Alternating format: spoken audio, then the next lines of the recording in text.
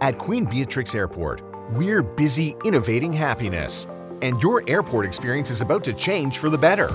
Aruba's beautiful beaches and friendly hospitality have made it one of the most popular and growing destinations in the Caribbean, leading to capacity constraints at our airport.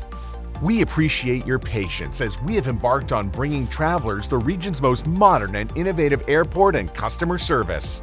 Phase 1A of Gateway 2030, encompassing a new U.S. check-in hall, baggage hall, and airline offices is nearing completion. Self-service and seamless processes begins the moment you enter the spacious, sustainably designed and engineered check-in hall.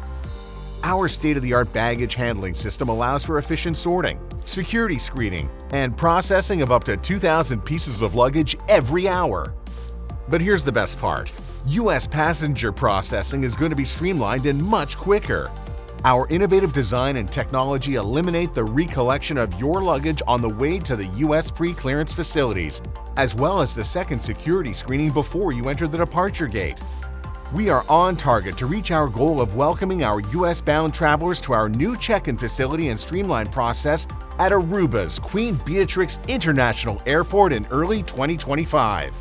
We hope to see you soon.